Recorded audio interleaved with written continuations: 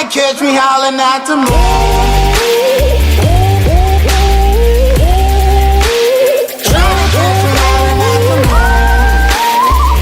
Hello everyone, तपाईलाई स्वागत छ मेरो च्यानल विज्ञान बुस्टरमा। आज हामी जान्न गइरहेको टपिक रहेको छ reference point and relative velocity. अब यो टपिकको आज हामी मेनली सिम्पल कन्सेप्ट फर्मुलाहरूको बारेमा जान्ने छौं र केही डेफिनेसनहरू रहेको छ, डेफिनेसनको बारेमा पनि जान्ने छौं। यो टपिक चाहिँ मेनली क्लास 8 को लागि एकदमै इम्पोर्टेन्ट टपिक रहेको छ। अब हामी क्लास 8 मा धेरै नै सामान्य कुराहरू पढ्ने छौं, यसको बारेमा सामान्य कन्सेप्ट रहेको छ, फर्मुलाहरू पनि डिस्कसन गर्ने छौं। यो क्लास 8 को स्टुडेन्टहरूलाई चाहिँ थोरै गाह्रो लाग्ने, अलि बुझ्नको लागि चाहिँ गाह्रो हुने भएको कारणले, गाह्रो टपिक भएको कारणले गर्दाखेरि मैले यो भिडियो बनाउने कोसिस गरेको छु। भिडियो मन परेमा लाइक, शेयर र कमेन्ट गर्न चाहिँ नभुल्दिनु होला। भिडियोलाई सिधै सुरुवात गर्दियौ। अब म सुरुमा केही एक्जाम्पलहरू दिएर चाहिँ यसको डेफिनेसन बुझाउने कोसिस गर्नेछु। हामी रिलेटिभ भेलोसिटी भन्नुभन्दा अगाडि चाहिँ पहिला सुरु त हामी रेफरेन्स पोइन्टको बारेमा जान्नेछौँ। रेफरेन्स पोइन्ट भन्ने बित्तिकै कुनै पनि the body at rest with respect to which the state of another body is compared is called reference point भनिरहेको छ। यसको लागि म एउटा एक्जाम्पल दिएर हजुरलाई बुझाउँछु। जस्तो यहाँनिर एउटा गाडी मुभ भएको देख्नु भएको छ, एउटा कार रहेको छ जुन चाहिँ रोडमा मुभ भइरहेको छ भनेर हामीले मान्छौँ। त्यसको साइडमा हजुरले ट्री देखिराख्नु भएको छ। अब यहाँ ट्रीलाई चाहिँ हामी एउटा रेस्टमा चाहिँ रहेको कुनै पनि अब्जेक्टको रूपमा मान्न सक्छौँ, रेस्टमै रहेको छ, अनि त्यसलाई चाहिँ हामी रेफरेन्स पोइन्ट मान्न सक्छौँ। जस्तो कुनै पनि अब्जेक्ट हो, हजुरले रिलेटिभ भेलोसिटी निकाल्दाखेरि चाहिँ रेफरेन्स पोइन्टको एकदमै इम्पोर्टेन्ट रोल रहेको हुन्छ। The body at rest with respect to which the state भनेको छ। स्टेट भनेको चाहिँ कुनै पनि अब्जेक्ट चाहिँ रेस्टमा छ कि मोसनमा छ, त्यसलाई चाहिँ हामी स्टेट भन्छौँ। स्टेटलाई कहिलेकाहीँ पोजिसन पनि भनिने गर्दछ, यसमा पनि ध्यान दिनु होला। अब कुनै पनि अर्को अब्जेक्ट चाहिँ रेस्टमा छ कि मोसनमा छ, त्यसको स्टेटलाई चाहिँ हामी कम्पेयर गर्दाखेरि चाहिँ रेफरेन्स पोइन्ट चाहिँ लिने गर्दछौँ। It is a certain point or place about which the state of an object is studied भनेको छ। हामीले अर्को तरिकाले पनि रेफरेन्स पोइन्टलाई डिफाइन गर्न सक्छौँ। It is a certain point भनेको छ कुनै फिक्स पोइन्ट, एउटा फिक्स प्लेस पनि हुनसक्छ, about which the state of an object भन्नाले जस्तो मैले यहाँ पिक्चरमा देखाएअनुसार अगाडि पनि मैले भने ट्री देख्न सक्नुहुन्छ। ट्रीको हामीले लिएर ट्री चाहिँ एज अ रेफरेन्स पोइन्ट लिएर चाहिँ यो गाडीको चाहिँ स्टेट चाहिँ हामीले लिन सक्छौँ या स्टडी गर्न सक्छौँ। जस्तो मानौँ गाडी चाहिँ सुरुमा रेस्ट पोजिसनमा थियो भने हामीले अब यसको स्टेटलाई चाहिँ डिफाइन गर्दाखेरि चाहिँ tree as a reference point या अरू कुनै अरू वरिपरि भएको अब्जेक्टलाई पनि एज अ रेफरेन्स पोइन्ट चाहिँ लिन सक्छौँ। In the following figure a car is moving near a tree, car is in motion with respect to the tree भन्न सक्छौँ। कार चाहिँ अहिले मैले भने सुरुमै मोसनमा छ with respect to the tree. अब कार रेस्टमा पनि हुनसक्छ होइन। यदि कारको हामीले स्टेटलाई चाहिँ स्टडी गर्नु पर्यो भने चाहिँ कुनै स्टेसनरी अब्जेक्टलाई चाहिँ एज अ रेफरेन्स पोइन्ट चाहिँ लिने गर्दछौँ। अहिलेको रूपमा चाहिँ हामीले कुनलाई लिएको छौँ भन्दाखेरि ट्रीलाई लिइरहेको छौँ भनेर चाहिँ भन्न सकियो। Here tree is taken as a reference point रहेको छ। अब मैले यसमा एउटा रिजनेबल फ्याक्ट राखेको छु, जस्तो reference point is required to calculate the relative velocity why भनेको छ। अब यसको रिजन चाहिँ के रहेको छ, किन त हामीले रिलेटिभ भेलोसिटीको स्टडी गर्दाखेरि कुनै पनि न्युमेरिकल प्रोब्लमहरू गर्दा, कुनै पनि प्रोब्लम रिलेटिभ भेलोसिटीसँग सल्भ गर्दाखेरि किन हामीले रेफरेन्स पोइन्ट चाहिन्छ त भन्दाखेरि रिजन रहेको छ to compare the state of a body at rest with respect to another body, reference point is required. कुनै पनि अब्जेक्टको स्टेट चाहिँ either that is body is at rest or like in motion with respect to another body, त्यो केसमा चाहिँ हामीले चाहिँ reference point चाहिँ राख्नै पर्छ। नै भने हामीले कुनै पनि अब्जेक्टको चाहिँ रिलेटिभ भेलोसिटी चाहिँ कम्पेयर या भेलोसिटीलाई चाहिँ कम्पेयर गर्न सक्दैनौँ या स्टेटलाई चाहिँ कम्पेयर गर्न सक्दैनौँ भनेर भन्न सक्छौँ। It is impossible to compare the relative velocity between two bodies without any reference point भनेको छ।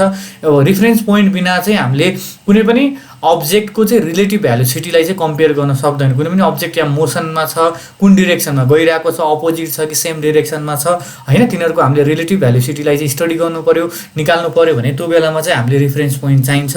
एउटा कुनै पनि फिक्स पोइन्ट चाहिँ कहाँबाट मुभ भइरहेको छ त्यो पोइन्टहरू चाहिने हुन्छ। त्यसपछिको पोइन्ट रहेको छ, थर्ड पोइन्ट रहेको छ, so reference point is required to calculate the relative velocity भन्न सक्छौँ। अब यो पोइन्टलाई बुझ्नको लागि चाहिँ हजुरले पछाडिका पोइन्ट्सहरू हेर्न सक्नुहुन्छ। रिलेटिभ भेलोसिटी भन्ने बित्तिकै सुरुमा हामी डेफिनेसनमा जाउँ। The velocity of body with respect to another body is called relative velocity भनेको छ। पहिला सुरु त हजुरले यहाँ रिलेटिभ भन्ने टर्म बुझ्नुपर्छ। रिलेटिभ भनेको चाहिँ हामीले कुनै पनि अब्जेक्टलाई चाहिँ हामीले अरू कुनै पनि बडीको या कुनै पनि अब्जेक्टको चाहिँ प्रोपर्टी हामीले अर्को अब्जेक्टसँग कम्पेयर गरिरहेको छौँ भने त्यो बेलामा चाहिँ हामी रिलेटिभ भन्छौँ। जसको भ्यालु चाहिँ फिक्स हुँदैन, अरू कुरामा डिपेन्ड हुन्छ भने त्यतिखेर हामीले रिलेटिभ वर्डलाई चाहिँ प्रयोग गर्ने गर्दछौँ। The velocity of a body with respect to another body, कुनै पनि अर्को अब्जेक्टसँग हामीले भेलोसिटी कम्पेयर गरिरहेको छौँ भने त्यस्तो भेलोसिटीलाई नै हामी रिलेटिभ भेलोसिटी भन्छौँ। जस्तो कन्डिसन फेरि दुईटा कन्डिसन रहेको छ। जस्तो फर्स्ट कन्डिसन रिलेटिभ भेलोसिटी भेलोसिटीको कन्डिसन रहेको छ two bodies moving along the same direction भनेको छ मानौ जस्तो दुईटा कार रहेको छ दुईटै टुवर्ड्स ईस्ट मानौ सेम डिरेक्सनमा मुभ भइरहेको छ भने त्यो केसमा हामीले रिलेटिभ भेलोसिटी निकाल्नु पर्ने हुन्छ न्युमेरिकल प्रोब्लममा दुईटा कन्डिसन हुन्छ अर्को भनेको two bodies moving in the opposite direction भन्नाले एउटा ईस्ट गयो अर्को वेस्टतिर गइरहेको छ टुवर्ड्स ईस्ट अर्को चाहिँ टुवर्ड्स वेस्ट गइरहेको छ भने यो केसमा पनि हामीले रिलेटिभ भेलोसिटी निकाल्नुपर्छ कसरी निकाल्ने त फर्मुलाहरू के रहेको छ हैन त्यो कुरा पनि हामी हेर्छौँ अब योसँग रिलेटेड हेरौँ ए नम्बरको पोइन्टलाई हेरौँ two bodies moving along the same direction जस्तो कार ए र कार बी रहेको छ टुवर्ड्स ईस्टतिर मुभ भइरहेको बेलामा अब यसलाई कसरी निकाल्ने त है यसलाई हेरौँ पहिला सुरु त हामीले कन्सिडर गर्छौँ let us consider two cars moving along a straight road in the same direction is shown in the figure भनियो त्यसपछि चाहिँ हामी फर्मुला कसरी युज गर्ने त अब क्लास 8 मा न्युमेरिकल प्रोब्लम आउने भएको कारणले फर्मुलालाई कसरी युज गर्ने त्यो बारेमा जान्ने छौँ अब यसको लागि चाहिँ हजुरले यहाँ हेर्न सक्नुहुन्छ in this case the velocity of a body with respect to another body is given by भनेको छ यहाँ formula velocity of car A with respect to car B VAB भनेको छ अहिले चाहिँ हामीले कार ए को चाहिँ रिलेटिभ भेलोसिटी निकाल्दाखेरि चाहिँ कसरी निकाल्ने त त्यो बारेमा चर्चा गर्दैछौँ त्यो बेलामा चाहिँ हामीले लेख्दाखेरि यसरी भिएबी भनेर चाहिँ हजुरले लेख्नुपर्ने हुन्छ फर्मुला हुन्छ भेलोसिटी अफ कार ए ब्राकेटमा VA minus velocity of car B अनि ब्राकेटमा भिबी भनेर लेखिदिनु अनि डाइरेक्टली यसरी सर्टमा भिएबी ए माइनस भिबी गर्नुभयो भने हजुरले चाहिँ velocity of car A with respect to car B भनेर निकाल्न सक्नुहुन्छ अब फेरि कार बी को रिलेटिभ भेलोसिटी निकाल्नु पर्यो यदि दुईटै टुवर्ड्स ईस्ट या सेम डिरेक्सनमा गइरहेको छ मानौ एउटै डिरेक्सनमा गइरहेको छ भने त्यतिखेर हामीले यदि velocity of car B with respect to car A निकाल्नु पर्यो भने फेरि यो अपोजिट हुन्छ है उल्टो हुन्छ ठ्याक्कै फर्मुला भिबी माइनस भिए हुन्छ है यसलाई बुझ्नु होला त्यसपछि रहेको छ नेक्स्ट कन्डिसनमा जाउँ two bodies moving in the opposite direction रहेको छ अब अपोजिट डिरेक्सन भन्नाले एउटा कार ए रहेको छ कार बी रहेको छ एउटा चाहिँ टुवर्ड्स ईस्ट छ भने एउटा टुवर्ड्स ईस्ट टुवर्ड्स वेस्ट छ अपोजिट डिरेक्सनको हामीले कुरा गरिरहेको छौँ यसमा पनि हामी सुरुमा कन्सिडर गर्न सक्छौँ let us consider two car A and B moving in the opposite direction भइहाल्यो अब भेलोसिटी हामीले लेट गर्न सक्छौँ let the velocity of car A be VA and velocity of car B be मान्न सक्छौँ अब यो केसमा चाहिँ हामीले कसरी सल्भ गर्ने त न्युमेरिकल प्रोब्लम गर्दाखेरि भन्दा अपोजिट डिरेक्सन हुँदा since the direction is opposite so velocity of car A with respect to car B equals to VAB हुन्छ यो दुईटै केसमा भिएबी नै हुन्छ अब that is VAB equals to velocity of car A minus velocity of car B अगाडि गरे जस्तै सेम छ यहाँनिर फर्मुला चाहिँ है तर यो स्टेपमा चाहिँ ध्यान दिनु होला यो स्टेपमा के भनेको छ भन्दाखेरि अब हाम्रो सिन्स यसरी मान्नुपर्छ कि भेलोसिटी अफ कार बीलाई चाहिँ हामीले नेगेटिभ मान्छौँ यो त पहिले नेगेटिभ छ माइनस साइन यहाँ देख्न सक्नुहुन्छ भिए माइनस अनि माइनस भिबी हुन्छ यसरी ब्राकेटमा हामीले माइनस भिबी गर्छौँ किन माइनस भिबी गरियो भन्दा भिबी भनेको चाहिँ भेलोसिटी अफ कार बी रहेको छ जो चाहिँ नेगेटिभ हुन्छ किनभने यो कार ए को भन्दा अपोजिट डिरेक्सनमा मुभ गरिरहेको कारणले गर्दा के हुन्छ नेगेटिभ हुन्छ भिबी त्यही भएर हामीले माइनस माइनस के हुन्छ प्लस हुन्छ अन्तिममा हामीले therefore VAB equals to VA plus VB गरेर चाहिँ यसरी चाहिँ यसको हामीले यसरी चाहिँ सल्भ गर्न सक्छौँ क्वेसनलाई चाहिँ यो रहेको छ के भन्दाखेरि two bodies moving in the opposite डिरेक्सनको केस अब यसैलाई हामी दस when two cars are moving in opposite direction they appear to move with higher velocity भनेको छ जस्तो हजुर पनि कुनै गाडीमा मुभ गरिराख्नु भएको छ अर्को गाडी अपोजिटमा मुभ गरिरहेको छ भने त्यो बेलामा यदि अर्को कारलाई हेर्नुभयो अर्को गाडीलाई या भेहिकललाई हेर्नुभयो भने त्यो अलि धेरै भेलोसिटीले चाहिँ मुभ गरिरहेको चाहिँ देख्नुहुन्छ त्यो चाहिँ एपियर टु मुभ हो एक्चुअली चाहिँ होइन एपियर टु त्यो रिलेटिभ भेलोसिटीको कारणले गर्दा एउटा इफेक्ट जस्तो देखिएको हो त्यसलाई बुझ्न सक्नुहुन्छ जस्तो न्युमेरिकल गरेर चाहिँ त्यो कुरालाई अझै राम्रोसँग बुझौँ two vehicles X and Y are moving in the same direction भनेको छ with the velocity of 12 metre per second and 6 metre per second respectively calculate the relative velocity of X with respect to Y if both vehicles are travelling in the opposite direction what will be the relative velocity भनेको छ हामीलाई चाहिँ दुईटा case दिएको छ है x र why भन्ने भेहिकल रहेको छ सुरुको केसमा चाहिँ के भनेको छ भन्दा सेम डिरेक्सनको केस दिएको छ are moving in the same direction भनिरहेको छ क्वेसनले नै क्लियरली त्यहाँ मेन्सन गरिरहेको कारणले हजुरले हेर्न सक्नुहुन्छ सेम डिरेक्सन भनेको छ calculate the relative velocity of X with respect to Y भनेको छ if both vehicles are travelling in the opposite फेरि दुईटा केस दिएको छ एउटा सेम डिरेक्सनको अर्को चाहिँ अपोजिट डिरेक्सनको दिएको छ अब यसलाई कसरी गर्ने सुरुमा त हजुरले गिभन लेख्नु यसरी भेलोसिटी अफ एक्स भयो भिएक्स मानिदिनु 12 metre per second velocity of Y VY रहेको छ equal to 6 metre per second रहेको छ त्यसपछि चाहिँ हामीले सुरुको केस गर्छौँ same direction when they are moving in the same direction हैन त्यो केसमा हामीले relative velocity of X with respect to Y गर्न सक्छौँ भिएक्स वाइ भइहाल्यो equal to VX minus VY गरेर अब भिएक्स भनेको कति दिएको छ हेर्नु त 12 दिएको छ माथि 12 अनि भिवाइ भनेको 6 दिएको छ दुईटा माइनस गरिदिनु 6 मिटर पर सेकेन्ड आउँछ। भेलोसिटी भन्ने बित्तिकै युनिट त मिटर पर सेकेन्ड नै हुन्छ हैन। रिलेटिभ भेलोसिटी एभरेज जुन भेलोसिटी भए पनि युनिट चाहिँ सेम नै हुने गर्दछ, यो बुझ्नु होला। अनि त्यसपछिको सेकेन्ड केस रहेको छ when they are moving in the opposite direction. Formula त्यही नै हुन्छ, Vxy = Vx - Vy हुन्छ। यसलाई अब डाइरेक्टली पनि गर्न सक्नुहुन्छ, प्रोसेस वाइज पनि गर्न सक्नुहुन्छ।